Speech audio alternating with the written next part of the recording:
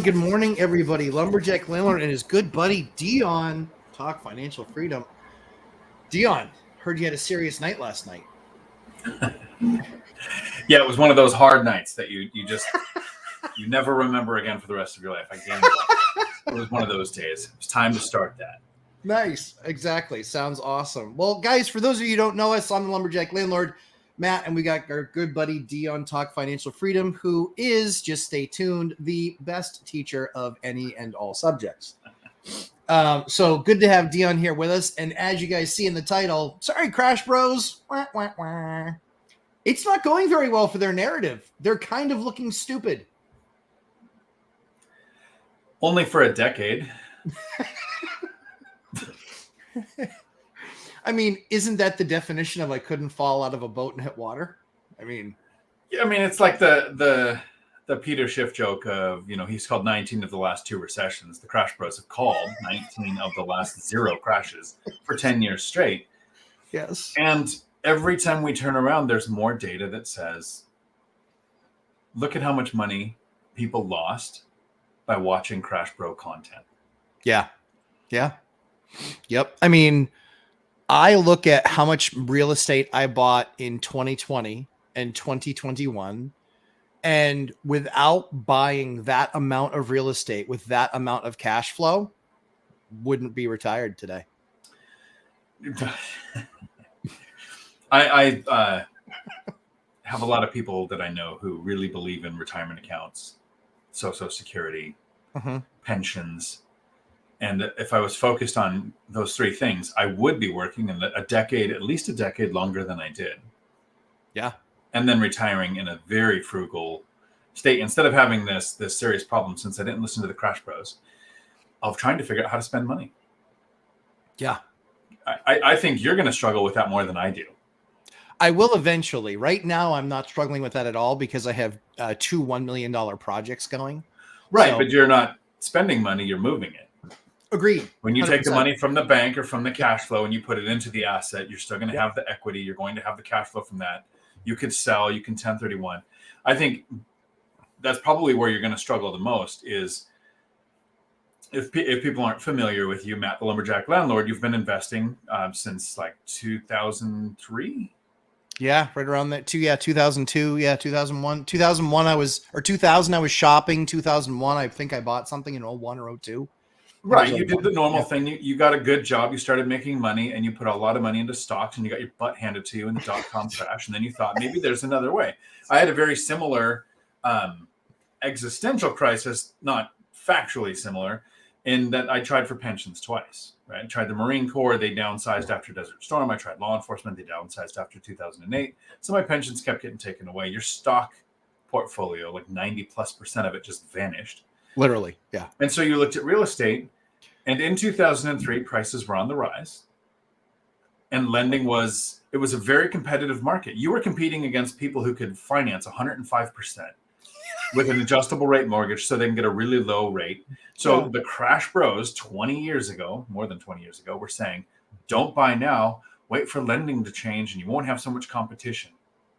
2008, we get told, this is when we start to see that maybe 51% of adjustable rate mortgages is not a good statistic. Yeah. In 2009, 10, and 11, all we heard was it's going to be a double dip crash. It's going to crash further. Don't buy. Right. 2013, the time I bought my first duplex, you know what I was hearing? Don't buy now. Prices are above 2008. It's unsustainable. They're going to have to crash. Yeah. Because people hadn't really put together that prices didn't cause the 2008 crash. Correct. And that's the thing that people consistently miss. By the time you get to that, right? By the time you get to that kind of a move in the market, people like Millennial Mike has said, then they get all scared, right? Then they're sitting there going, oh my gosh, they're higher than what they were the last time they crashed. And we know that things just have a ceiling that they absolutely cannot go past. Wait a second. Last time I checked, that has nothing to do with the dynamic of supply and demand. And now you talk to all these people and they're like, well, yeah, there's really no supply of entry-level homes. Yep. Seen it. Know that. That's exactly what's happening. That's exactly what we've been talking about. The only challenge that I still have is, what are the best assets to buy? And I think that single family homes aren't the best assets right now, because I think that there's so much competition there from people that are going to live there that don't care what the return is. They're not measuring return. They're measuring, I need a roof over my head and it beats renting. So I really think that single family homes right now are probably, as far as assets go, they're probably the most overpriced asset of the asset class. But can we keep on calling them overpriced when people are still buying them? They still don't sit on the market. We have 2 houses that we've gotten literally a half a dozen calls on. We haven't even put it on the market yet. We've had a half a dozen calls and we haven't even put it on the market. Like, so what are you thinking? I was like, I'm thinking it's 1000% going to market unless you can blow me away with some number. But otherwise, I'm going to market. I've told you what I do every time I get those calls of, hey, we found out your last name is associated with this property. Would you like to sell it? Yeah. You send them to your ex-wife. I just say, oh, I'm sorry, you've got the wrong McNeely. Here's my ex's number. She works evenings though, so you have to call at like 11 at night. Yeah, exactly. Otherwise, you won't get an answer. Yeah. I saw Luke's real quick, Luke. I'll address that question. I saw it out of the corner of my eye. The 50-40-10, that type of financing you're not going to find with any standard lender. You're going to find that with a DSCR, like a Velocity, because what people don't really understand, and Luke, this isn't against you, this is just to speak to the whole audience. Banks have to create products. They have to then approve them by the board because they still have to meet lending criteria, and they need to be able to either A, sell that loan because they get paid to service it, not to own it, or they actually portfolio the loan where they actually keep it on their balance sheet and then they can make more of their own rules, but they will charge a premium for that because they can't move the asset on. So the 50-40-10 concept, as far as I know, the only ones that we've gotten that approved with was Steve Dow. I did a 50-40-10. The deal itself was very good. It's turning out to be an absolute nightmare of a deal for me based on the arrangement. Long story short, because I share my losses just like I share my wins. You just don't hear me talk about my losses very often because I don't really have any. But this particular one, I actually helped stave off a family's home from foreclosure. We did a 50-40-10. I had it was actually Velocity took the 50%. The tenant took the 40%. And basically they financed that. And I got that. I basically got a blended rate, which means the rate with Velocity and the rate with the owner of the second note. That blended rate was around 4%. So the number's fantastic. But they're not performing. They're not paying. The bank wasn't wrong. They're deadbeats. They don't pay. They just don't pay. And it's a lot of effort. It's a lot of energy. It's like we literally get a note every month with an excuse of why it's either short or they didn't send a check. And it's just like, and it's like, it's very nice. They're very nice people. They're very nice to sit down and take the time to type out a letter or to write a letter. But that letter at this point, I'm paying, about $30 a letter, or $30 per letter in the letter. For their notes that they're sending me saying, this is what we can't pay this month. And so the nice thing is it was a good deal because I did a 10-year lease back. That 10-year lease back with a minor rent increases, and I capped it. I basically put in there that it would be CPI. So that way I would keep up with inflation, but the rent increases would keep up with CPI with a basement of 3. So I knew I was getting at least a 3%. Hey guys, that's how rent control works. Do you see how I did that for myself? Because it's such a horrible idea for landlords. Increase to your income. Yeah. Yeah. And it's a 3% every single year for the next 10 years, right? So it's 3 on 3 on 3, but then it also can be more and greater and higher. And so where we are today is the fact that I did a 10-year lease back to them. In doing that 10-year lease back to them, they've not performed, but now they are not owners. This is not a homestead. Now they are renters and it's my property. And now I'm going to have to evict them. Like, I don't want to do that. It's horrible. But what I also have to do is I have to figure out how I'm going to secure the debt that they owe against that note that they carry on that asset.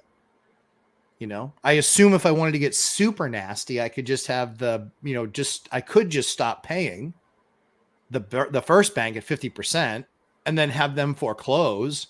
And then the other note just completely loses its position. But I don't want to play nasty. That's not the idea. The idea is I just want them to pay their bill. But I'm going to have to do that. So all in all, the 50-40-10, phenomenal product, great approach. The CLTV, that's the combined loan to value deal, fantastic. However, well, just so everyone's what clear, is going your on? issue with it is that you did the lease A back. tenant. Yes, correct. It's not that it was a 50-40-10, because normally that's vacant property. The two barriers to the 50-40-10, the first one is finding the lender that's okay with it, right? You know, Stephen Dow from Velocity Mortgage has it.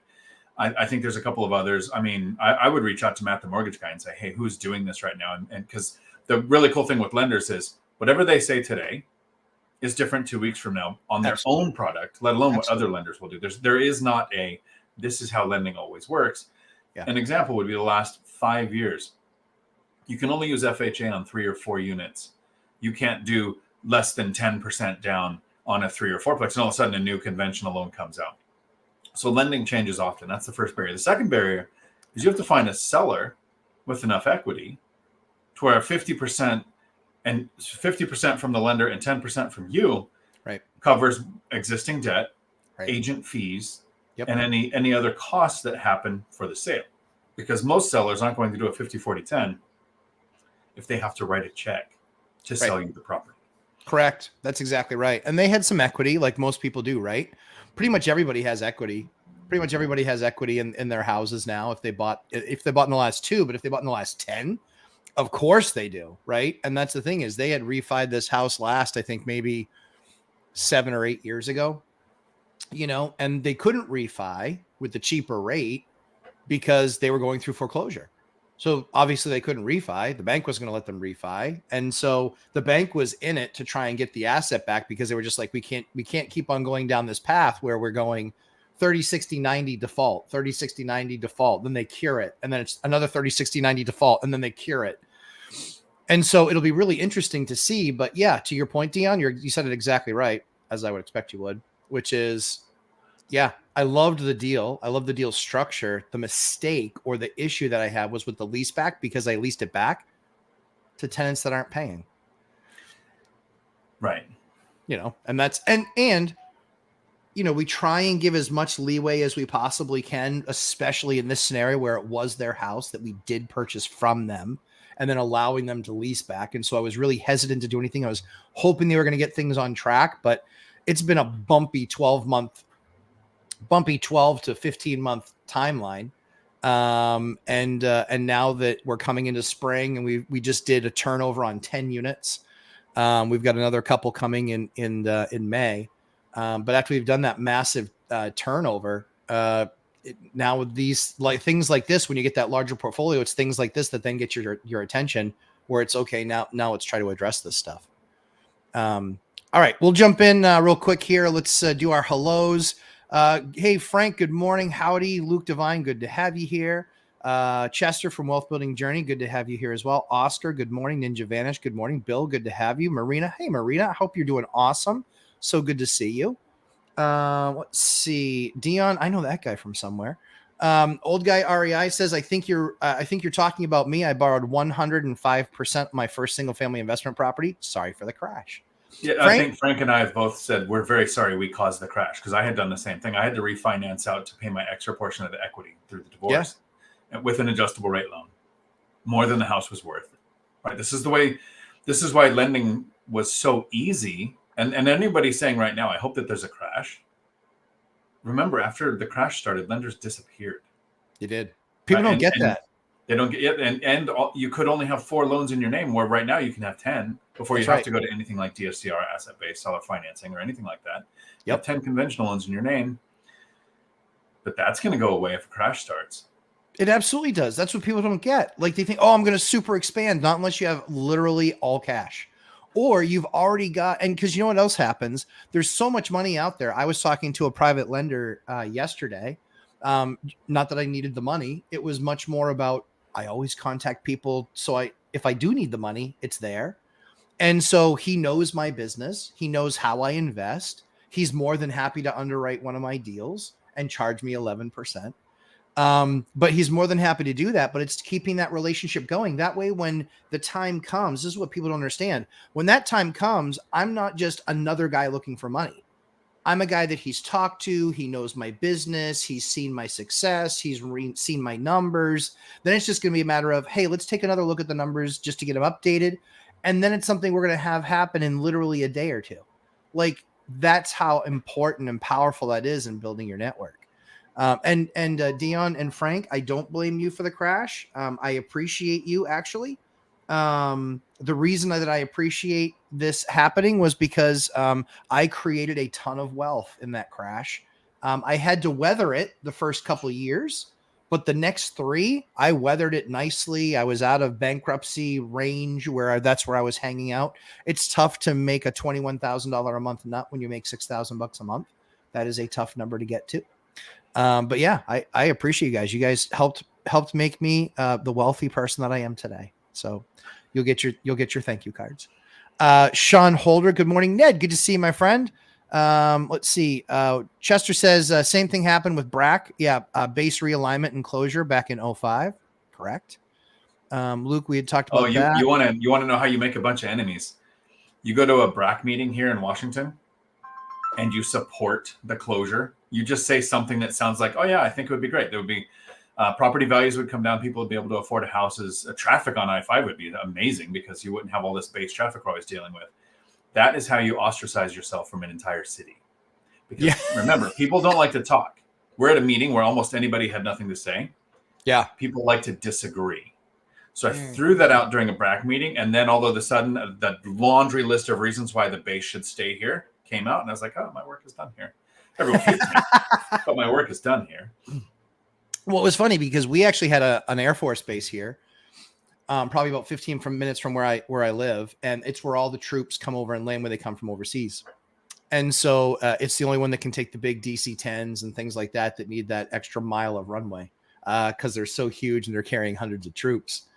But that actually, when that base was put on the list and then it finally closed down, that nuked our area and that area for about 10 years. We saw 5,000 families leave.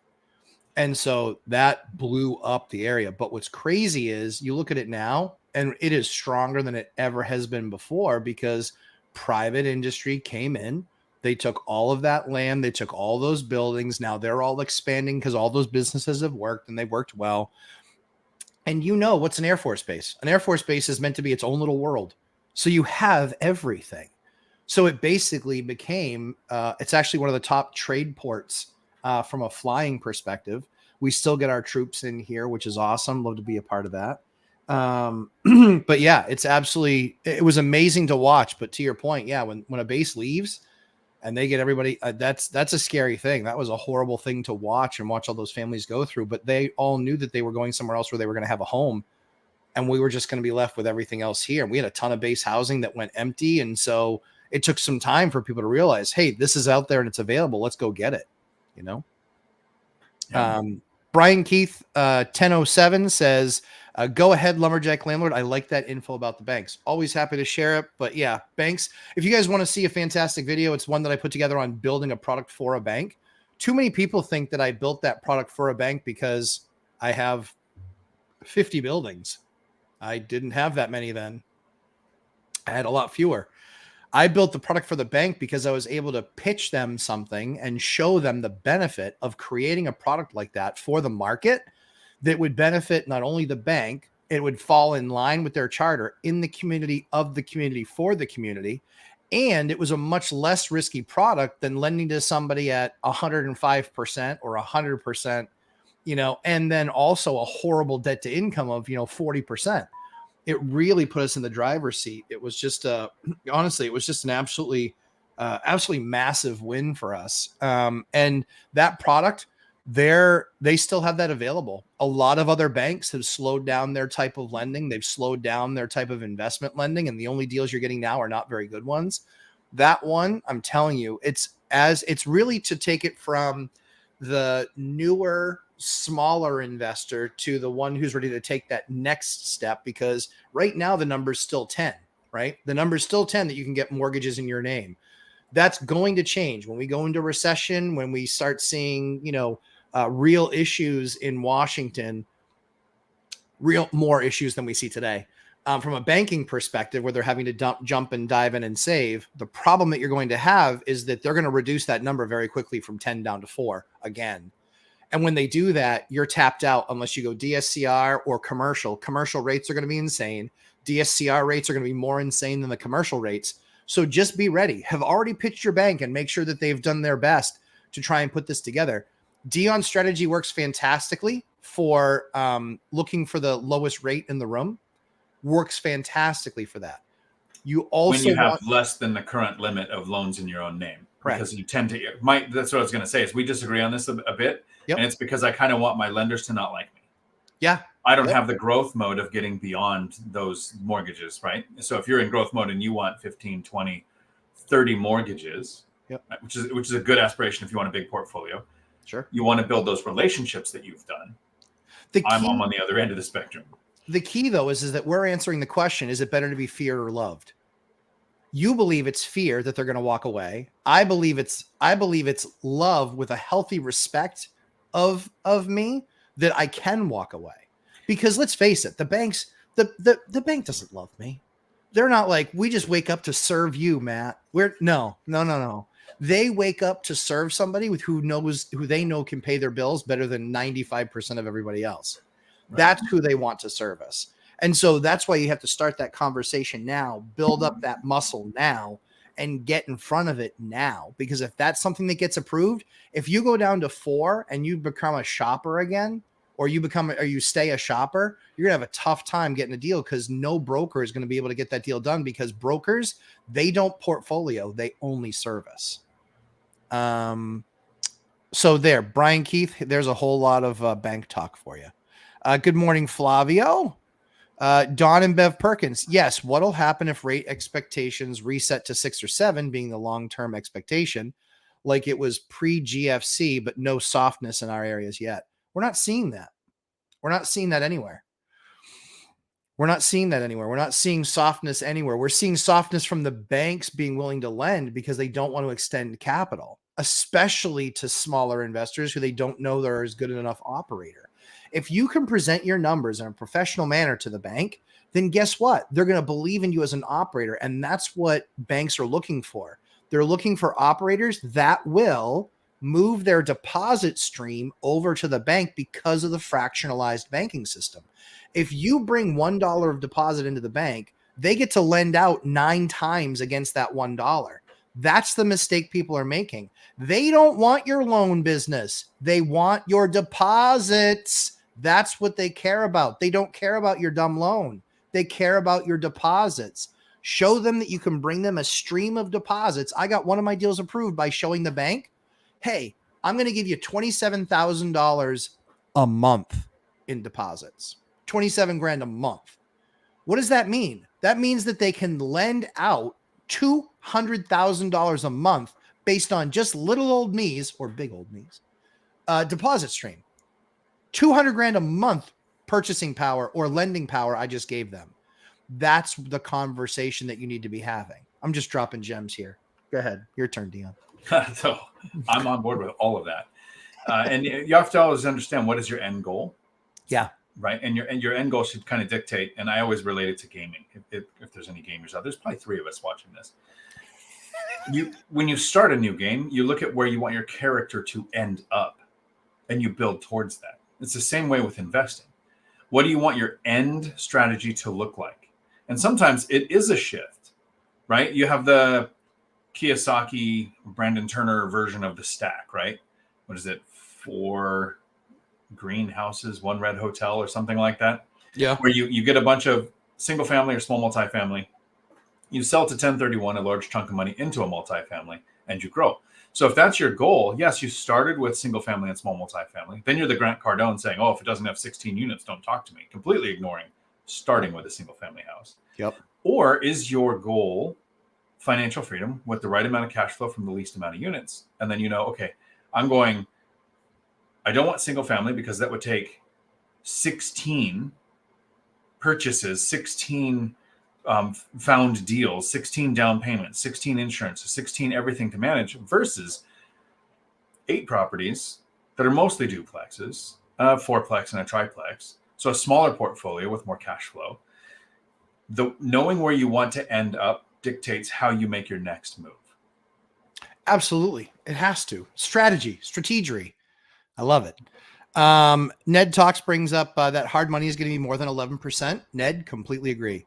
If there is a credit crunch, lenders are going to need assets to collateralize and a huge down payment, and who knows what else those guys will want in addition. Yeah, that was what I was going to say, is when the conventional lenders go away and people say, well, I'll just go to DSCR. Remember, their down payments go to 30, 35%. Their interest rates go up. The requirement for your net worth, the requirement for your credit score. So it's not like lenders disappear, so I'm going to use this other lending source. It's when conventional loans are very easy to get and have a good rate, DSCR lenders have to lower their criteria to stay in business. When conventional loans disappear, DSCR loans say, oh, there's added risk. Here's the things we need you to do to mitigate that risk for us. Yep, absolutely, 1000% agree. So yeah, agree, Ned. That's a great point. And then Ned follows up with, lending will sort of exist in a downturn, but it'll be hard to find unless you don't need it. That's exactly right. I'm excited to be on the other side of it. It only took 15 years, but I'm on the other side of it now where I don't have to get it on a deal. I also don't have to do a deal, but I don't have to get it on a deal. But what I've actually started familiarizing myself with is becoming the bank on deals and owning the note, and then how I can then sell that note. And so I've got a couple notes now that I own on properties that I had well capitalized and then I sold, where I don't mind it's actually kind of cool. I mean, one of them pays me about $5,500 a month on the note. And I don't have to do anything. It's just a note. I'm just the bank. I heard that they had an issue with the door. Okay. Don't care. It's not a you issue, right? Not a me issue. I'm a bank. Consider me Bank of Matt. Yeah. Not a thing, but love that the way that deal worked. Brian brings up a great point. There are some issues in Florida with insurances now. I would say there's some issues in Florida with insurance. Like I like cake. They're massive issues they are literally taking single family homes and making them uninvestable. I've seen the numbers. I don't see where people are able to make single family homes that they're buying now in Florida markets have any level of return with the new insurance rates. Because, when people are looking at it, they're saying, oh, I'm making, $150 a month or $200 a month or $250 a month. I've seen insurances go up $150 for a month or $200 in a month, because now it's in this new adjusted plane, for flooding. So, dude, no, thank you. Dion, I know you look in Florida. So I looked in Florida, and the problem was the variance in insurance, let alone that they were starting to cancel it. And my insurance in Washington State has gone up, I want to say 80%. I know a couple of them went up over 100% in 1 year. And a lot of people think, oh, wow, insurance can go up so much. The problem with me is not insurance prices are going up. It's when they won't insure it. And yes, I've had a couple, if I can remember, Travelers, and there's another underwriting company that won't underwrite over a certain age now. And so the idea is, it's just like lending. When lending options go away, other lenders can be more strict with their criteria. When insurance starts to pull out of states because of impacts like Ian and whatever else was going on, other criteria can go up too. So you have to shop around. And when I say things like my insurance went up 80 to 100+%, that sounds like a big number. And don't let that, Zuber says it better than I do. And I see that we both just got the same text from him. But yeah. Don't let the small numbers scare you with big percent. Right. When insurance goes up over 100%, it's about $60 a month spread out over the year. Mm-hmm. Versus you use the binder strategy, which I did, because in this year, rent control was on the docket again. So I thought, well, it's a good reason to go do the binder just in case it goes through. And now I'm getting $3,300 more a month for my tenants, when my insurance on a couple of them went up about $60 a month. So I'm okay with that. Yeah, but I think, and have you seen in Florida, because some of the stuff I've seen has literally been like an increase of like $100, $150, $200 a month. I've seen policies on larger buildings go. And what do we think that's going to do to rents? Exactly. Yeah. Right. And here's the other thing too. the challenge is it does raise rents, but does it raise them enough to where you're covering your DSCR or your global coverage with your bank? Because, I always take the time to explain to a tenant, to somebody else. It's like, oh, you're a landlord, you must be raking it in. And I was like, you do realize that everybody sees the $2,000 rent come in. They forget about my $1,600 mortgage. They forget about my $100 insurance payment. They forget about my $100 water payment. They forget about the fact that I just had a tree go down and that just cost me $1,200 to take care of a tree. Well, okay, so $100. Was it that one at the police station? It was another one, actually. Oh, okay. Yeah, we just got a foot of down too.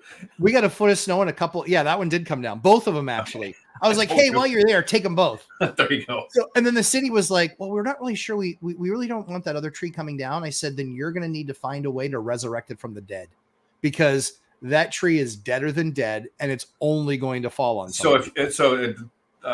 Nugget for anybody having worked as an arborist. If you ever have a city say, we can't give you a permit, you say, hey, no problem. I need you to put that in writing so I can give it to my insurance company, because it's then a you problem when it hits my house. All of a sudden you have a permit.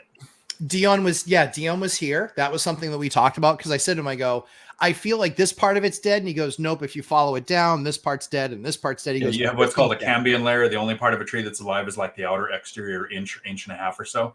And if that splits and you can trail it around the tree, that's a dead tree that just hasn't fallen over yet. Exactly. And so that was what we actually used with the city to say, I can appreciate that you guys don't want to see those taken down. However, I'm going to need you to put that back to me in writing to say, we don't want you to take those trees down. That way, when it falls and crushes Bambi or Johnny, either one, you guys are going to have to pay for it, and they'll come after you. And surprisingly, I had a permit pretty quick. Mm-hmm. It's amazing how the plans come together. Rick Carrington asks a question. Does the Build Back Better have anything to do with insurance companies not covering older properties? I kind of thought that was why we were talking about the insurance. No, I think the Build Back Better needs to put it back the way you found it. It wasn't broke. But when it comes to insurance, it's insurance in a couple of states that basically almost bankrupted a couple of insurance companies. Yeah. And so since they're pulling out of those states, like I said, their criteria, can go up on other things, and you really just have to shop around to find underwriters who will do older buildings. And some of the bigger ones are just not going to be doing it. Yeah. I haven't seen the level of intellect to put together a conspiracy to say, hey, if we stop allowing insurance to insure older buildings, people will build new builds. I mean, it's a train of thought, but I haven't seen anybody in power with the ability to think that far. Yeah, it'll be interesting to watch, because I think one of the things that's actually happening that we see in some of the older markets where a majority of the housing was built before 1979, we are seeing a lot more push on the lead stuff, and the EPA is putting task forces together in certain cities where there is a high density of older buildings. I know of a couple. They have put together task forces in those cities to crack down. That's going to be a problem, kids. That's going to be a problem. We've actually set up to send our people to trainings to do something called RRP. It's something we're going to cover in our lead course. We're not going to actually teach the RRP, but we're going to teach her the concepts that they cover in that RRP, so people can sign up for their stuff locally. Nothing we're going to offer.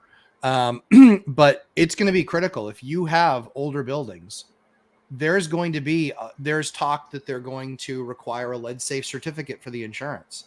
There's talk that banks will even stop lending on some of these old properties or properties with lead paint. Now, is that here? No, they haven't done it with asbestos, and asbestos is far nastier than lead, in my opinion. But lead is far more common in areas that, kids can get access to it. But I'll save any editorializing on that topic, as you will need to see that in the lead course. All-nighter hider. Yes, you have been down that stairs for that long. And yes, we will start now. Janitor on Fire, good to see you. Wealth Building Journey. I like towing the loving, respect me a while at the same time loving me. Yeah, I mean, that's kind of Dion is the last borrower in the bar at 2:00 in the morning. He's looking for the person that's going to hang out the latest and party the hardest with him. And and for me, I'm going to hope you're going to still respect me in the morning, and I'm willing to try and get the better rate a different way. Oh, definitely. I think that's the way to reference it. I'm the one night stand borrower. Absolutely. Wealth Building Journey has a super chat here. To Okay. that point, Dion, most people don't plan what they're going to do 5 minutes from now, let alone a decade from now. Same with the video game characters. Yeah, I think it came out of me the other day. I said it, so I must have heard it somewhere. People need to stop planning for the weekend and start planning for the decade. It was something like that. But I think as soon as I started thinking in years, a lot of this became so much simpler. Yeah, it is. Wealth Building Journey. Matt is dropping some serious knowledge. Hey, I'm going to put that on the screen just because I like seeing it. And I do believe it. And there was just some knowledge drop there. But yeah, you guys, this is all an ecosystem. And so when you're watching, when you're managing your business, I look at this not as property management, but as asset management. I'm not just managing the property and the door lock that doesn't work. I'm managing everything else. I'm managing the asset itself, but everything that pertains to the asset, rates of insurance, rates of lending, maintenance costs. The fact that, does anybody know that the company that makes most of the rock wool in Canada, there's 3 locations that they were on strike for 3 months. And so there's certain sizes that you can't get. Literally, you can't get them. And that's holding up projects. And so now there's a couple of other vendors out there that make a product that's competitive enough, that is good enough, that now everybody's transitioning their stuff over there. But that put a major crunch when contracts called for a specific type. They said, we want this kind of product. And then they couldn't get that kind of product. And then whoops. So, speaking of, kind of that supply chain disruption, Uneducated Economist talks about supply chain disruption all the time. Simon has it nailed. And he is one of the few economic guys, along with Zub and guys like that are saying, yeah, there's not this big crash coming. Correction, maybe. Or some of them aren't even saying correction. I'm still saying there's going to be a correction because the top end and the move up buyer have largely disappeared.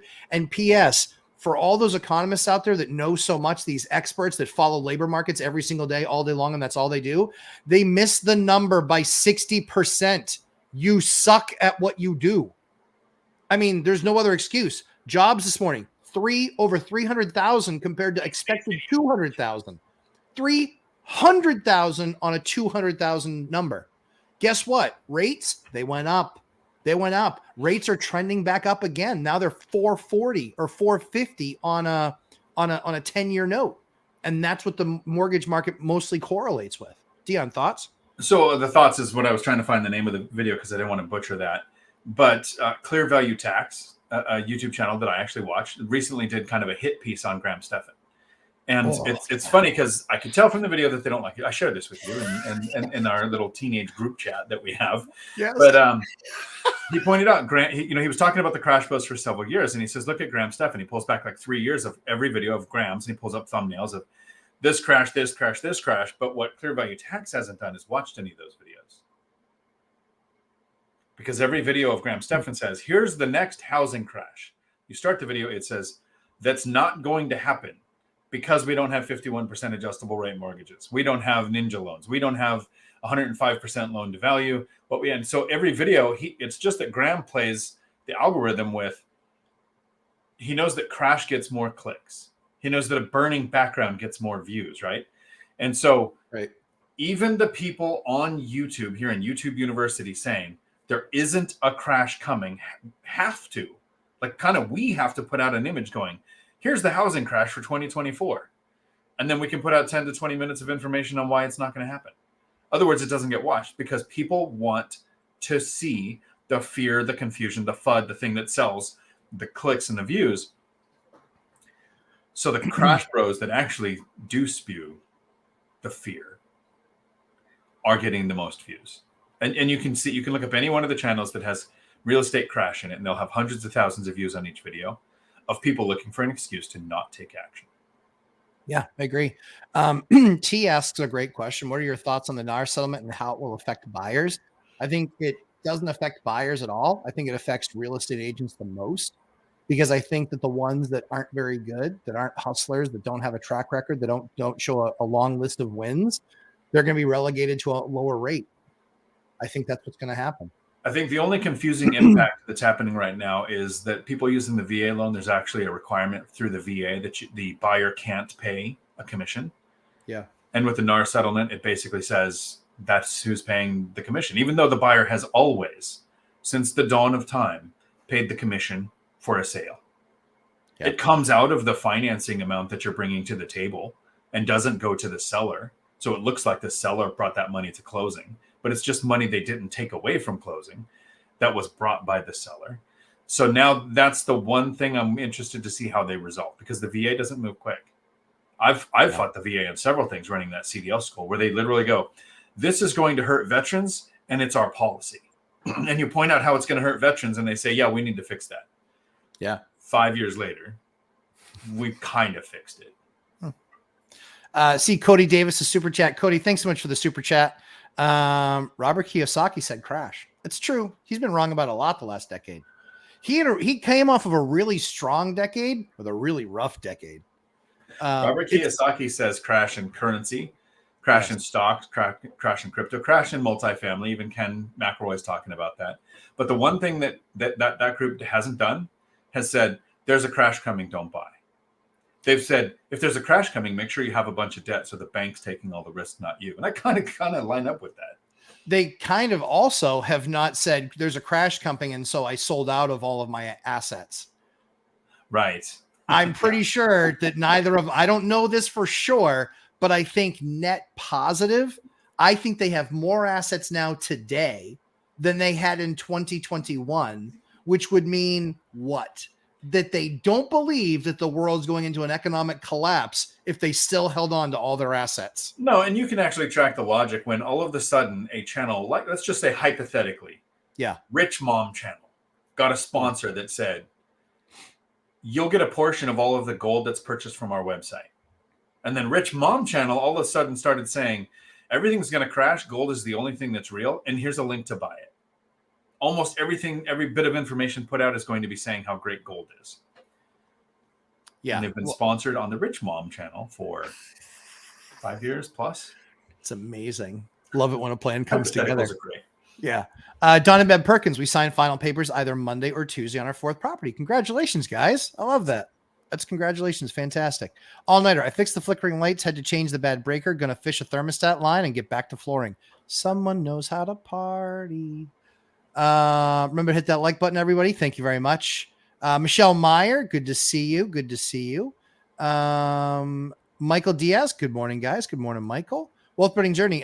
It's the base effect. You need to know both, and both the number and the percent increase or decrease. That's the gotcha or the white lie, only giving people one or the other, but not both. Well, that's the problem that we've had with the Crash Bros for forever, is that they share a piece of data that justifies their argument. But when you actually stir it in the pot and mix it with all the other ingredients, then it actually tastes pretty good. The most recent example is, so home prices market-wide are up 6% year over year, right? So median home price is up 6% year over year. That's factual. But when you go, new home prices are down, right? And the Crash Bros are right. They were actually able to point out factually new home prices are down, so the market is crashing. That's the part where they were wrong. They're building smaller homes. Right. When you sell a smaller home, you're going to sell it for less than you would if you built a larger home. So they point out the fact, new home prices are down, and then they stop talking about that. I thought Deanne was going to break out with can you smell what the hawk is cooking? That's what I thought was going to happen right there. I literally started doing that. It was really fun on some of my job sites. I'm completely obnoxious. Everyone knows I'm on site now. No, I don't make those the rock jokes. I just make the John Cena jokes. That's why I've got the picture of him right back here on the wall. I can't see it. Oh, because you can't see him. There you go. Dad joke for the day. Dividend Tate would be proud. I might disconnect you for that. I wouldn't blame you. Ned Talk says tort reform is needed to fix insurance issues in the Gulf Coast, but politicians' elections are on both sides are funded by law firms. True story. I wonder why changes aren't being made faster. It's shocking, isn't it, Ned? It's almost like when I say maybe you don't need an LLC for your real estate, but the people pushing for LLCs are the attorneys and CPAs that get paid to set them up, maintain them, and file taxes on each one, and that are then required to be used if you have a lawsuit because you can't represent yourself. It's so weird that the people who benefit from that are going to make it be that way. Kind of like Congress being full of people who own real estate, who keep making laws that benefit people who own real estate. It's just so weird. If I hadn't been told, I wouldn't have believed it. What's really hilarious is, so I was in one of the building departments in the last 10 days, we'll say, and there was a lawsuit for code enforcement against a landlord. This is a landlord who is a slumlord. He just is a slumlord. That's what he is. That's what he does. I've tried to buy a couple of properties from him, and he got cold feet at the last minute. He should have. I was absolutely stealing them. And so I'm going to go back for a bite at the apple at that, but I wanted to wait until after I knew he was getting he was in the fining process. So I was waiting for him to get fined, because if he sells it, then the fine goes away. Poof.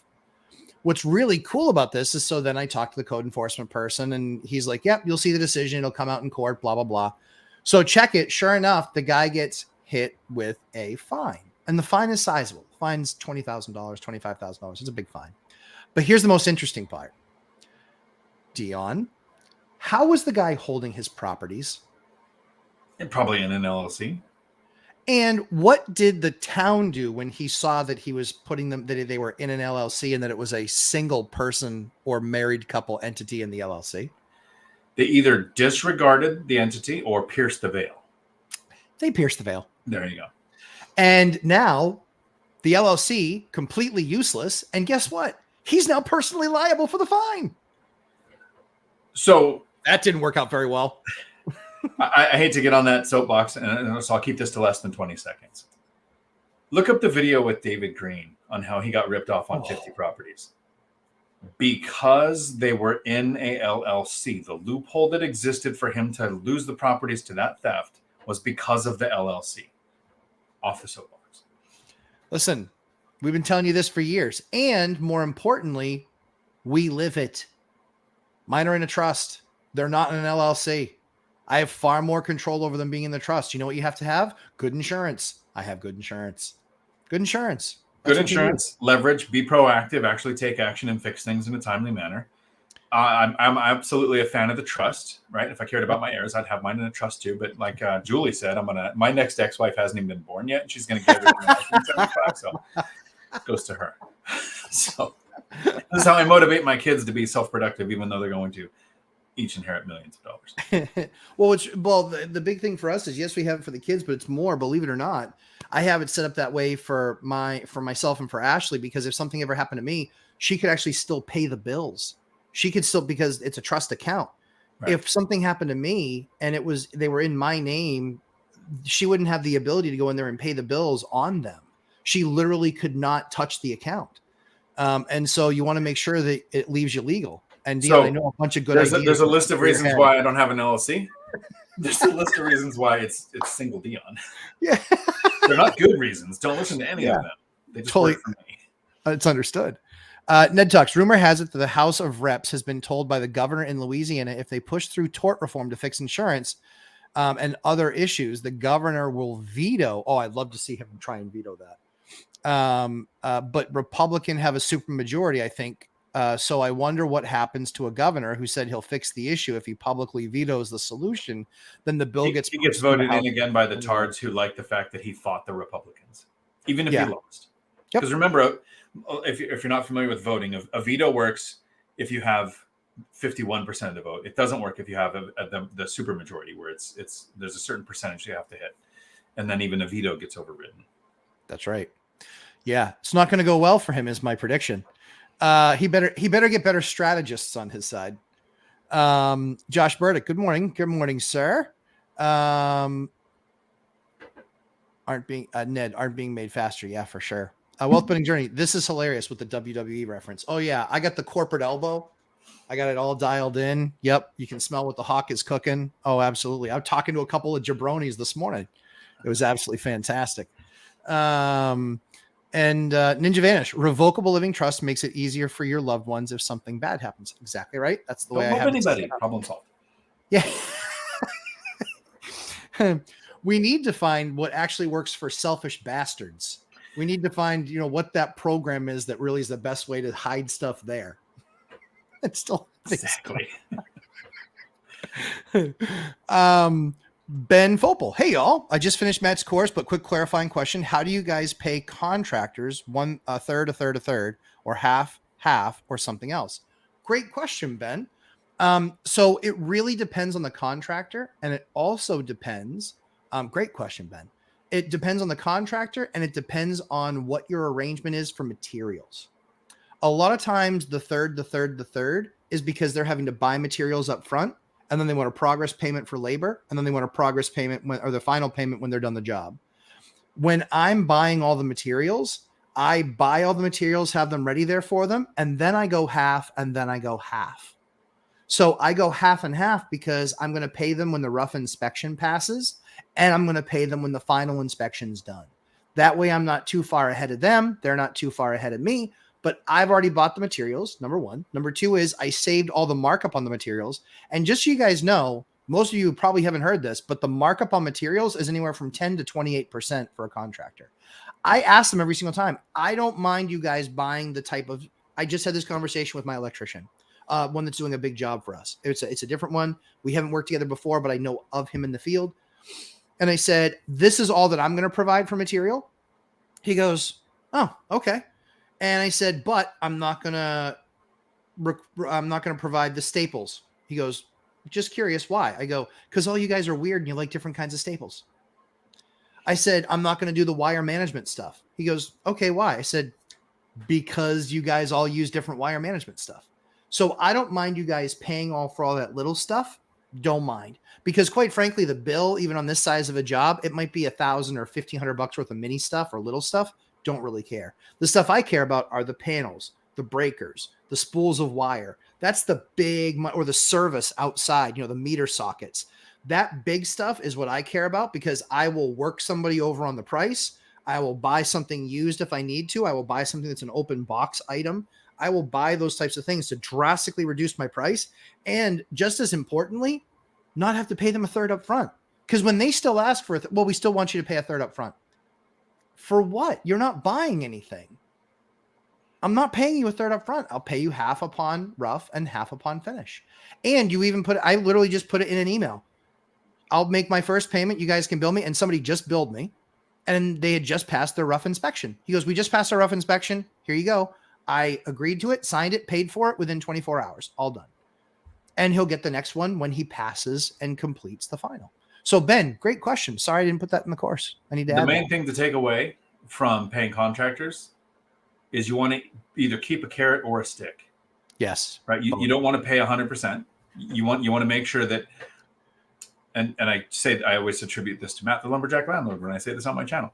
People do what is inspected, not what is expected. Yeah, for sure. So you set up a time to say, this is when you can send me the video of the completed work, or when we can meet at the job site and go over the completed work to do final payment. That's the first version. The second version that I do, because I have this special handyman that does great work, but the reason he's a handyman is because he'd never show up to a regular job. Consistency, he's supposed to be here today, I think, is if it's done on this day, there's a $500 tip. After that day, every day, the tip goes down $100. So your price is your price. You're going to get paid. We're going to negotiate that. But my tip is this much, based on it going down on the days that it takes you to get it done. So keep a carrot or a stick. And then there's a chronology to the amount of trust you have with your contractor, just like there is between them and you. Yeah. So the first job, you tend to do at least 50%, so that the contractor is at least sure he's not going to get screwed out of the labor. Maybe you pay for materials or whatever. But most of my contractors, after doing 3 or 4 jobs for me, they'll say, hey, we're going to do this job. I'll send you the bill when we're done. It'll be this much. And they just go do it. And then they send a bill. And it's, it's like I'm not like on a net 30, but the next week I'll pay. Yeah. Yeah. Again, Ben, fantastic question. That is the breakdown for how you would pay out your contractors. And quite frankly, save a ton of money. It's the way it goes. Luke Devine asked Hyder a question. I see that he answered it below. Hyder, I don't mark up materials, even the materials I pick up. That's my job, and it's just way easier. So then you just have to make up for it in the rate. That's all. You got to make up for it in the rate. That's the one side, and nothing against Hyder, nothing against contractors, But that's why there's tons of 1 and 2 person contracting companies, is because of policies like this, where Hyder's a great guy. Hyder's a great craftsman. Hyder's a great tradesman. He's all of those things. But the challenge that you run into is that it limits your ability to expand when you don't have simple, easy processes all the way through that can actually make it easier for your buyer to purchase. If someone's naturally nervous, right? If somebody's naturally nervous about materials, because you can tell them, I even tell these guys, I say, I'm willing to pay you for your time to put together the quote of the things that you need. So you can bill me for an hour for that, because they'll show up on site, they'll walk through, they'll make their list, and then they send me their list. That way I'm insured to get every single thing that they asked for, except for like the connectors and the little things like that, because a lot of times they buy that stuff by the 500 or the 1,000 and they leave it there on the job, and they use it there on the job, and they bring it to the next job. I don't want to pay for that, because guess what? Even if I pay for that bucket, guess what happens? I don't get the rest of the bucket. They don't leave it behind. They take it with them. And so then I'm paying 3 times as much for the third that they used. So I think those processes that you put into place, that's where you need to be to that will be what actually helps you grow the business. I've built a lot of businesses. Ben Fopel, thanks, Matt. I'll take my commission on that course segment. Well done, Ben. Good job. Santi 33-143 question: strategy of buying cash, then finance once the deal is producing to recycle the capital is better than just buying financed from the start. If you can, Dion, you want to answer that first? I have a bifurcated answer. Yes. Shocker. If it makes the deal happen because the seller's more comfortable with a cash offer and they take your offer over somebody else who has a financing contingency or has to do financing even if they waive contingency, yes, if it makes the deal happen. But here's the problem with buying all cash and then financing later. If a loan used to purchase a property will get a certain interest rate. A loan used to refinance a property will get a higher rate and often a lower appraisal, because during the point of purchase, you have a person saying, I'm going to sell it for this amount, and you have a person buying saying, I'm going to buy it for this amount. So automatically, appraisals come in very close to purchase price. Shocking. When you're doing a cash out refinance, most cash out refinances estimates on appraisal are based on 5 or 6 month old data on comps from 6 months ago. So if you're in a place where you were counting on anything to increase, it isn't going to happen. So there are challenges to it, but I'm a fan if you first have the cash, right? That's right. Part of it. And it makes the sale happen. And then you're okay with those negatives that happen from cash out refinancing later. Yeah, Dion's exactly right. I mean, the biggest challenge in a lot of markets is real estate's so expensive that people don't have the cash. You know, if you're to buy a duplex in my market cash, you're talking about $600,000 in cash. There aren't too many people that have $600,000 in cash. There just aren't. And so that becomes the challenge. And then if you're buying something like that and then you need to spend $50,000 or $75,000 on the rehab, you have to have another $50,000 to $75,000 to rehab it, plus all that time that the money's out of market. And unless you have a lot more where you could still buy another opportunity that comes up that you can buy it, that's the challenge. So anyway, yeah, hopefully that helps you, Santi. Luke Devine, thanks for the thumbs up. Hyder, we know your rate's fair. Actually, I know your rate's fair. I know you're a good contractor. I wish you lived near me. I would give you a ton of work. He doesn't live near Gary, Indiana, and he's there doing work. You just gotta, yeah, I know, but he's not. Trust me on this. Equity in the deal. Gary, Indiana has a little bit of a different weather pattern than Siberia does, and so I couldn't wait to only do stuff in the summertime. But anyway, I digress. But yeah, Hyder, if you ever want to come spend time in New Hampshire and you want work for a month, you say the word. I'll even put you up somewhere. That will actually have running water and be a house, not whatever you're doing in Gary. Santi, but is financing no refinancing? I can transfer to an LLC and financing it. I don't know. I'm not doing, we just covered LLCs, roll back a little bit in the video, Santi. I wouldn't be worrying about LLC and moving it into LLCs. I don't understand why people are thinking that, because unless you actually have real partners, it's not your wife, it's not you. Like you guys have 2 separate financial lives. Unless you have that, you're going to be really, there's just no justification. States aren't stupid. If code enforcement can figure out how to pierce the veil in that entity, any town, any vendor, any attorney, any of these guys, literally Google pierce the veil near me. Well, and you will find tenant attorneys that can do it. Go ahead. It was 2, but I invest in 3 now. They disregard entities. They use the 1996 IRS precedents that all sole proprietor LLCs, which means you or you and a spouse, are disregarded entities. They don't exist. And when you're sued, all of your LLCs are your assets. But that's not the problem. The problem with Santi's thing is it makes sense when it makes the deal happen. I'm a fan of it. But when you put the property in the LLC, it increases the risk for the lender. So your interest rate is higher in an LLC than it is if it's in your own name. And then let's add to California's new law, that the House bill, whatever that's in there right now on the new rent control problems and that don't impact you if it's in your name, don't impact you if it's a duplex in your name. It only impacts you if your properties are in an LLC or if they're multifamily above duplexes. Yeah. You put a lot of problems in your path that you don't need. In the case that we just fought with somebody in the state Supreme Court, they actually had to write a long justification document properly to the court of why their LLC wasn't being represented by an attorney. And you have the new tax code from this year that started, or reporting thing with LLCs too, where it's a $500 per day fine. And yeah, no, that's if you started the LLC this year, right? I would have, I don't know, since you figure since I make content, I should go research that and know it. Yes. I think it's if you started the LLC this year, it's $100 a day fine. If you don't have it wrapped up by the end of the year, then the fines start taking place. But we have to do that because we started an LLC last year and then really started, right? Yeah. Yeah. And then really started operating in it this year. So we have to go through that process, which is this quarterly thing, which is kind of a little bit of a nightmare. But yeah, that's literally on the docket, top of the list next year. Next week, I mean. Santi got a 125K below market in Miami with that strategy. I love that. That's fantastic. Yeah, that's the point where the cash offer is, if it's what seals the deal, I'm absolutely a fan. Yep. I purchased this place cash, the one that I'm rehabbing now, because cash did it and it was a burst. So I don't have hard money. I don't have a timeline. There are times where it makes sense. I'm definitely not putting it in an LLC, but I might do a 50% LTV mortgage when I'm done. Maybe. It just depends. Do I want hundreds of thousands of dollars to goof off with and spend on stupid things that the tenants pay off? I don't know. Yes. Ned talks, does using a construction loan on the front end change the appraisal in that prior example? I know that sometimes Matt's approach. Yeah. So the best thing about the construction approach is they do an as is and an as complete. So what's really interesting is you can do the as is with the as complete. That gets you the number that you need for your down payment, for your deposit, and then for the construction funds you're going to get. What most people don't know is that those construction loans, look at the fine print.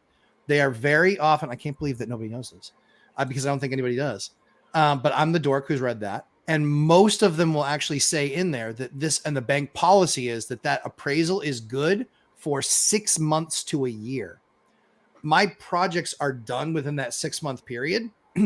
If that appraisal is still there and what the number is, I can actually, if there was extra equity left and now the project's done and now it's rented, I can actually get the remainder. I can actually, on that deal, I can pull any additional equity out of that deal, not up to the 20% or 25% that's the space needed that you have to have equity. However, you can also potentially recast the debt. More importantly, you can then pay to refinance it. But a commercial refi is like $4,000 for the appraisal. It's not worth it in most cases. However, I have done a construction project where they said, I'd given them a budget. They came back and they said it appraised for 605. We're willing to give you I think it was like 420. Yeah, I think it was 70%. So they were willing to give me 420 and I owed like 300 on the building. So they gave me $120,000 to do the additions or to do the upgrades and things like that I wanted to do. I did that deal. And then went back to them at the end and said, hey, I didn't use everything, but they're like, well, yeah, you can still pull the rest of that because we only care about the 70% LTV. So I put $30,000 in my pocket because I'm an amazing project manager. So I put 30 grand in my pocket and, I was willing to take it at that older rate. The cool thing was when I did that deal, rates were 4.5. Now they were 7. So am I going to take that money at 4.5? Yep. I know. I've seen me do it. I took that money at 4.5 and I found a better home for it where it returned much more money. Janitor on fire. It amazes me that really good contractors and handymen don't buy rentals of their own. They can renovate and repair their own properties as well. Limited mindset. I think that in some cases that's true. I think the challenging thing is that very often they're looking to just continue to put money on the table for their family and for them. And so I think a lot of times, and frankly speaking, a lot of contractors get dinged on bad debt.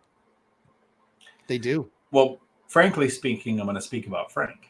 Yes. Go ahead. There are contractors who tried it, timed it with the housing crash of 2008. Yeah.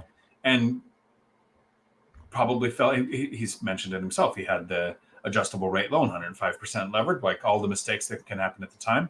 Then YouTube University comes out. Right. People come out, start putting out content on, hey, here's a safer way to do it. Even you survived the 2008 housing crash. And then it kind of took a few years for you to see Michael Zuber and me talking about, I use Section 8 as a diversification strategy. Yeah, it's a headache. It's got some problems. But 1/3 of my units in that keeps me fairly stable when something, because you had almost 100% of your tenants were in the construction field and the construction tanked. Yep. Right. So you're diversifying now. Exactly Frank is diversifying now. He's in different markets. He's trying different strategies. Like contractors and handymen that don't get into rentals because they have the skill set to benefit from this. Why my brother did it. He's got the skill set to rehab the units. Although he doesn't know how to tile. He's done flooring.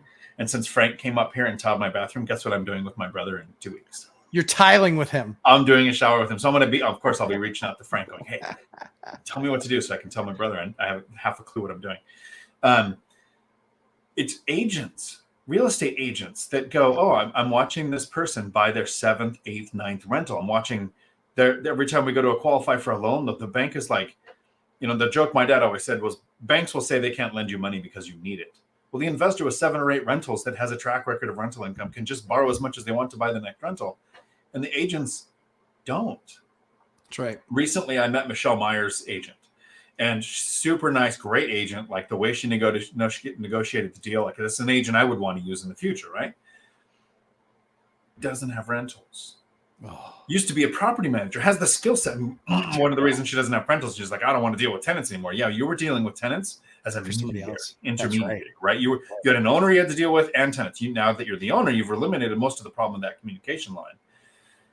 I'm thinking we might have opened her mind to looking into this, which would be great because that's the whole point of this. Is the analogy is you're on the gridiron. Are you surprised I even knew what that term was? I'm kind of shocked. So you're in the sports ball stadium out there on the field, teaching this is how you optimize, this is how you rehab, this is how you negotiate all of the things you're doing.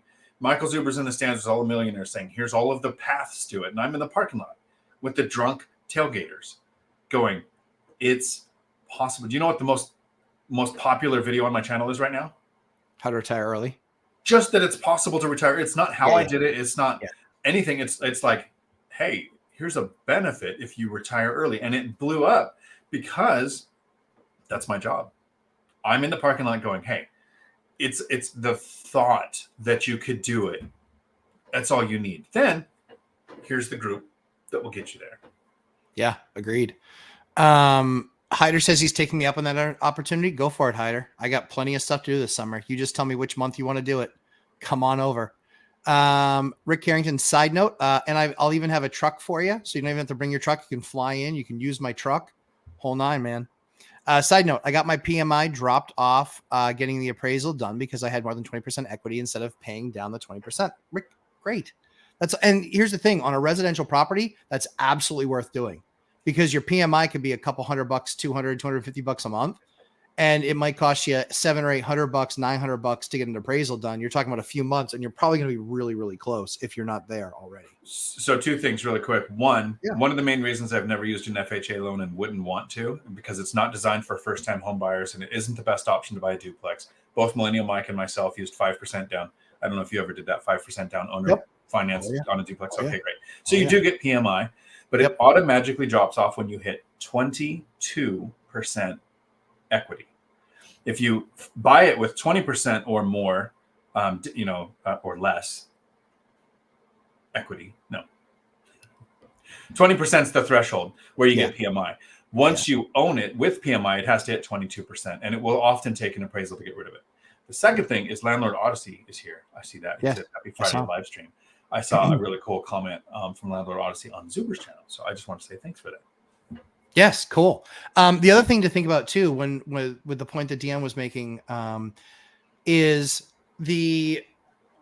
when you look at it holistically, you can. I totally lost my train of thought. Dion, I'm having a Dion moment. I'll bail you out. That's it. Normally, it's your job when my brain shuts off.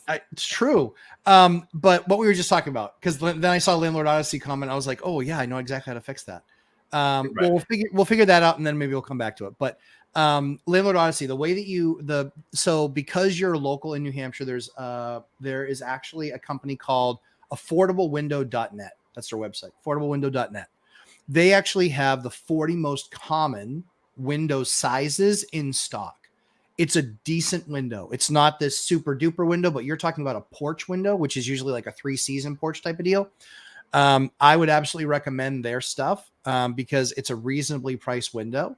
Something that was really interesting was I went to Home Depot and I said, literally, I walked up to the desk and I said, what do you guys have for stuff that's been returned that you are cursing the customer's name right now? Because you can't do anything with that return.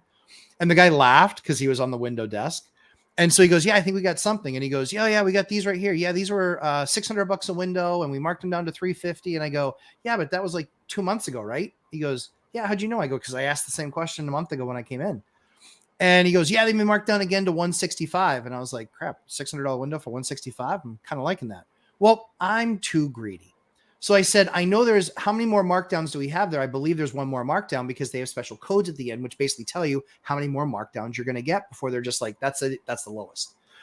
They marked them down to $107 a window. So I bought 6 of them. It was a $600 window I bought for $107. The reason I bought them is I needed 2 windows right away that were egress windows. So I made sure that they fit egress, which is 5.7 square feet in a single sash. That can be on a casement that opens like this, or a casement that opens like this, or a double hung that opens up and down. But that one sash needs to be 5.7 cubic feet. And the reason for that is you need guys like Mark Oshiro. He can probably fit in most windows, but you need guys that can actually do it and do it with the breather on their back. They got to be able to have their tank on their back. So that way it has to be 5.7 because the idea is the size of a firefighter with the tank on their back has to be able to get through there to come in and get you, not so you can get out. Because people are like, I can get out a smaller window. Yes, you can. But the firefighter can't get in a smaller window. So they want to make sure that they can smash the window, come in, and make sure that they save you. So was able to buy that entire stack, 6 windows. There were 20 more. He goes, are you going to take the other 20? And I go, not yet. Now I'm finding a place for those other 20 because I can save myself $500 a window times 20 windows. I can save myself $10,000. If I don't need them, I don't need them. And I'm not a hoarder. So if I do end up wanting to get them, then I can do that. But Landlord Odyssey, that is the answer to your question where you can find windows that will likely work for that porch. And then Hyder, yes, looking forward. Oh, yeah. So Hyder, when you get here, yes, truck, sleeping arrangements, and you won't need to carry in the area that I put you. You'll be safe. But he'll still carry because he's not stupid. Yes, that's fine. Yeah, you can still carry. And the best part about New Hampshire is that we don't care. We don't care. You're good. Happy Friday, Lumberjack and Dion. Thank you, BF. All-nighter. That transparency rule is already being challenged. Yeah, that transparency rule is a joke. I just remember to hit the like button. Friendly reminder to everyone else here. Hit the like button. Thank you, guys. BF. Howdy, all-nighter. Landlord Odyssey. Second question. Please remind me of the heavy-duty gutters you recommend to install under slate roofs so snow doesn't destroy them. So the thing is what you mostly want is you want usually like an industrial gutter, like a 9-inch gutter. That's usually what you want. You want a bigger, heavier gutter that has better attachment to where it's all about attachment. It's all about attachment. Yeah, it's all about attachment. Santi, a property about 80K below market due to my lawyer told me it looks some red flags, but I think it was just a fast wholesale deal that some got. They make me use their closing company. That's typical. 3-day inspection, typical. I told them no due to I need my closing. Not sure if I make a mistake. I've done fast deals before, but always do your due diligence. The due diligence that makes you feel the most comfortable. What I would do? Go ahead. Reach out to your inspector and say, hey, if I have these 3 days as a window, can you get there in time? right? So I've not done less than 5 day because of the time to get the inspector there, and then I could say, I'll do 3 day, but I want these 3 days because this is when my inspector can make it after you've had that check. Yep, absolutely. Let's see. I'll be in Alaska June to July. That's okay. I'll be available in August. It's all good. Or May. Your choice. What part of Alaska I might be going? Oh, very cool. He goes up into the, I think he's out of Anchorage. I think he does the fishing grounds. Yeah. I think he does salmon for those 2 months. Let's see. Ned asks, what about historic zoned windows? Ned, I'm going to scroll down just a little bit, see if you put anything more there. Of course you didn't. So you're just making me guess. Historic zoned windows. It depends on, there are many cities that have adopted a new ordinance called heritage. Heritage is not historic, but it has many characteristics of historic. As an example, I fought my city because they wanted me to restore the windows with a certain style. They said, well, we want wood. I said, no. I said, that's absurd because now that's in conflict with the energy code of the city. So that's why they hate me. Because I literally said, you're asking for this kind of window, which is not an Energy Star window, which is not an upgraded window, which is actually will drastically increase the burden of energy costs on the tenant and thus make the unit unaffordable. And so we went back and forth, back and forth. My neighbor heard about that because guess what happened? He had a window that he had to have replaced. This is obnoxious. It was a historic window that had a design in it or a design on it. And it was basically a carved wood grate that was on this window. The problem is that the way that it was intermingled with the glass, the fact that it was like had asbestos on it and some of these other crazy things, they made him replace that with a newly designed window. So there was a manufacturer that came out who will remain anonymous because I don't want to put them on blast, even though shame on them. They quoted him $30,000 for that window. This is a house that is only worth $300,000 and the window was 30. Well, because he didn't take the lumberjack landlord's course or Dion's course for that matter, he paid $30,000 for that window just to listen to the town. Completely moronic, stupid. Because I just spent time suing them, fighting them, doing whatever I could have, and I would have won. So one of the things that you need to look at with historic windows is just understanding what the loopholes are. They can say historic window. Well, I can get that made in a new material where it still has the design and appears it looks as though the same. That's what I was able to get my historic district to sign off on. I upgraded all the windows, but what I did was I imitated the exact design, which was easy. It was just a 2/1. And if you don't know what a 2/1 is, it's basically 2 lights over 1 light, which each light means it's just split with 1 divider. So a 3/1 is 3 lights. So it means it has 2 dividing pieces in it. And then it's over because the other sash on the lower side. So it's 2/1. It can be 3/1. It can be 6/6. So when you count the number of lights, you don't count the number of bands in it. But when you count the number of little tiny window pieces in it, even though they're not tiny, there's one big piece that's divided in the sash itself. But when you look at that, that's how you talk about windows. They can be a 2/1, a 3/1, a 6/1, a 6/6, whatever. There's your windows in a minute. So that's the historic zone side. But I saved myself like $20,000 or $30,000 easy, not having to put in historic windows and just willing to get them to buy into our concept. Santi, when I researched the closing company owner, it was not a PA licensed lawyer. So I say, no, I don't want to come back. We don't want it to come back to bite me. Depends on the state. It doesn't need to be a lawyer. It can be a closing company. Dion, do you guys have closing companies where you are, or does it have to be all be lawyers? It's title companies. Title. Okay. I've never met a real estate attorney other than them giving me deposit. Well, that's not true. I've helped my friend through evictions, but I've never met one as far as like buying a real estate property. Yeah. Always through title company. Yep. BF, can you repeat the window website again? Yeah, it's affordablewindow.net. I don't know if BF, I think you're out in Vegas. They're only a New Hampshire company. But you will find, just look for energy efficient replacement windows near me. And then you can call 8 or 10 different vendors and just ask them, do you guys carry windows on site? Do you guys have any inventory? And some of them only make them to sell them. They make them order based, on demand, basically, and then it takes 3 or 4 weeks to get them. Others will actually have common designs there in place. Legality of the deal. Yeah, Santi, closing companies, title companies. That's what you need most importantly is you need to make sure you have title insurance. If something were to screw up there, that's the bigger problem. Title insurance and title company. Luke Design. He's divine. He's given me he's given me a math problem. Let's say you have a 10-plex that makes $7,000 a month net. I'm liking the start of this. Could you take money out of the bank account for the property, rent a business vehicle, and write that off to the building? Is that how it works? No. It's so much simpler than that.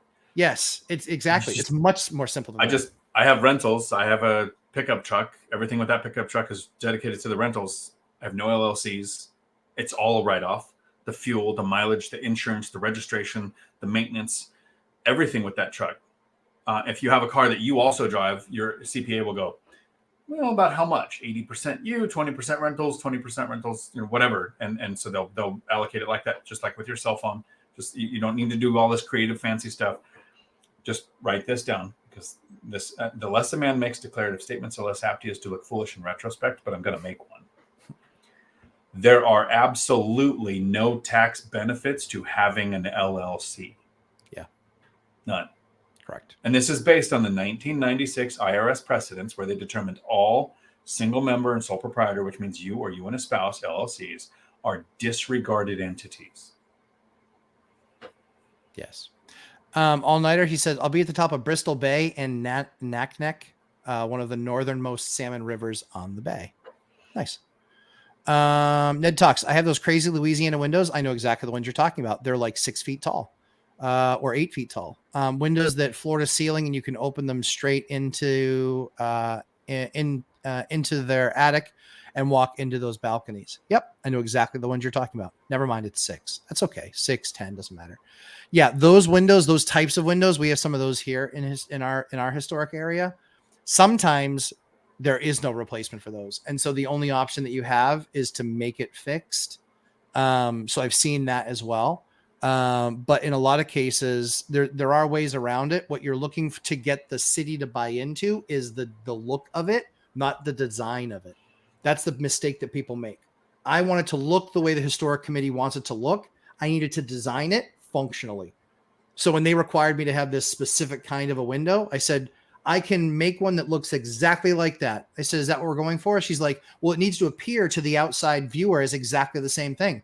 Perfect. I got a PVC based window that has a wood grain feel and look to it, and I could color it a certain way. Boom. I was done. Piece of cake. No problem. The legality, Santi says, the legality of a deal. I search and the owner owns the property for 50 years on her name. Make me think someone could easily steal it and sell this elder person that someone else could claim. Possible. I mean, I think any deal deserves, you have to do the due diligence on a deal, but I think. And you get title insurance. Absolutely. I've never done a deal without title insurance. And hey, if they're going to squeeze me every single time I close a deal for title insurance, even when I'm refinancing it just 5 months later, guess what? I'm going to squeeze them. And we've had an issue where they had to spend about 2 or 3 months clearing up an issue on a title that was unclean. And it cost them thousands of dollars in attorney's fees. Not my issue. That's theirs. Don and Bev Perkins, I'm more surprised more of them don't cycle through primary residence and get tax-free profit from live-in flips. I completely agree with you. The northernmost river is the Queejack. Okay. Ned talks, all of my neighbors are doing full custom replacements, or they're just rebuilding them totally with modifications for more efficient glass. Yeah, I can imagine. The only challenge you're going to find is in almost all those windows, like that's going to be something that's going to get really heavily regulated because it's all lead. It's all lead. And what's really funny is a lot of the glue and paste that actually hold the panes in place. Guess what? That's asbestos. It's asbestos. We just did a study on a set of windows that we had, and they are lead and asbestos. And I was like, where's the plutonium? Isn't there any plutonium in this window? Maybe it's a nice plutonium window. Let's see. Dion's course, Wealth Building Journey. Thank you for posting Dion's and my courses in the chat. That's awesome. Mark Ham, hello. Santi in Miami. Very cool. Pro tip: don't get into the title business. My public service is complete for the day. Thank you, Ned Talks. That's true. That is a nasty business. That's a hard pass for us. Santi, another red flag is the listing told me that it was not a foreclosure, that they made a mistake, and yet 25 days below market in Miami, and it does not. It doesn't say sold. I don't know. Yeah, I think the way that I would look at a deal like that, I would actually work. I would just make sure that I have an attorney or a title company. The title company is the great forgiver of sins, largely speaking. I mean, Dan, have you ever had an issue with a title? Yes, and they solved it. Yep. I won't name the title company because they had an issue, but I want to name them because they resolved it. Yes. When you purchase a property from somebody who is a foreign national, there's a FIRPTA tax. And this is why it's really hard to be a foreigner and invest in the United States, is it doesn't matter how much you make. It matters how much the property is sold for. When the property is sold, they have a 15% tax. So if you buy it for $1 million and you sell it for $1 million, meaning you made $0, you now have a $150,000 tax obligation. Yeah. So you really lost money. Well, the title company put that on me instead of the seller. So all of a sudden the IRS hit me with a $44,000 bill. And so I brought it to title and they said, oh, no problem. It took them 8 months. And yes, every time correspondence came, I would send it to them and go, hey, it's more of you problem. They fixed it. So always title. And yes, they will resolve it, right? Yep. Because that's what you're paying for, is that really what you're paying for when you have an attorney or a title company do it is we don't know all of the laws and regulations and might not have the attention to detail to do everything right. So we pay them to do it right. And then we have the insurance to cover it when they don't. Exactly right. Rich Hilarious, LLCs help with offsetting W-2 income with business expenses leveraged with debt. There's better and easier ways to do that. So first of all, your rental expenses in an LLC do not offset your W-2 unless you qualify as a real estate professional or your spouse qualifies as a real estate professional. Right. So no, there is no LLC benefit to that unless you do, which if you have a W-2, every CPI I've ever talked to says you do not qualify as a real estate professional because you have to do two things. One, work more than 751 hours in a year in real estate. I work 2 hours a month, so I'm not close to that. And two, you have to work more in real estate than you do in your W-2. So if you're working 40 hours a week, you better be working 41 hours a week in real estate. Unless you're Matt and you have a spouse who works in real estate, doesn't have a W-2, so you can qualify as a real estate professional, and then you can do cost segregation studies to really offset your W-2. But none of that required an LLC. True story. We did it this year. Yes and no. You can, if you start like a cleaning service and you put it in an LLC and you operate at a loss, you can do a K-1 and you can offset your W-2. Like there are a lot of tax strategies. But since real estate is earned income, it's considered passive income by the IRS so that we get to do things like use write-offs. My cell phone is a write-off. 100 square feet in my house is a write-off. Everything that you can write off in an LLC is a business expense. There is not one thing. There's only one thing in an LLC that is a tax write-off that I don't have. The cost of the LLC. You get to write that off. So you pay your hundreds of dollars to save 30% of that off your taxes. And every situation is unique. You might be in the one situation where your CPA says, hey, if we had an LLC, you can do this magic thing over here. Yes, absolutely. But not for the average person buying rentals and working a W-2 job. It's true. It's true. Clint Perry, plutonium is in the water. That's probably true. Actually, thankfully, we tested it. It's not. We're good. And that was a new line that actually was drawn, but it was checked. It certainly wasn't for a lack of checking. Ned Talks. We owned a title business for I want to say 15 years. I think we had to only pay out twice. Dion, it's true that you cannot start drinking. You can't drink all day unless you started drinking early. Unless you start early. Yes. I'm sorry. I'm pouring some water. Yes. Here. Just ignore me for a second. Exactly. 9:30, Dion. But it is 5 o'clock somewhere. Second class. I'm pretty sure that's in Portugal. But Ned said that basically only paying out twice in 15 years, nuked multiple years of income. Yeah, that's a problem. Mark Ashiro, good morning, sir. Don and Bev are traveling to Anchorage I heard Alaska in May, not June or July. Yeah, he's going in June or July. I'm saying that if Haida wants to come here in May, or it is still cold in May. yeah, if you want to be warm enough, yeah, you're gonna have to come in August, and that's fine. And then Rich Larry said, I'm not talking about rental income. Sorry, no problem. I find it silly that people use LLCs for real estate. I agree. I'm talking about becoming a general contractor, etc. Yeah, so we're looking at that for our business, but we're gonna kind of, I don't know, we're gonna kind of see what that looks like. Ninja Vanish gifting one Dion Talk Financial Freedom membership. That's always awesome. If you guys aren't a member of Dion's channel, I highly recommend it. He does some awesome stuff in his members only group, not his only fans, but his members only homes. Groups. Only homes. Only homes. Perfect. Yes. Only homes. Yep. There's some dirty stuff there, but nothing that can't be taken care of without a power washer. But Dion, any closing thoughts? I know we went to about 12:30 my time. I know you're coming up on your time that you need to jet. So any closing thoughts, Dion? So first, Richalarius. It is right. Yes. Like I said, if you have a cleaning service or contracting, you can offset your W-2 with that. I just talk about the W-2 thing versus real estate and then kind of separate out the LLC thing because it doesn't have the benefits people expect. And Ninja Vanish, thank you for gifting the membership.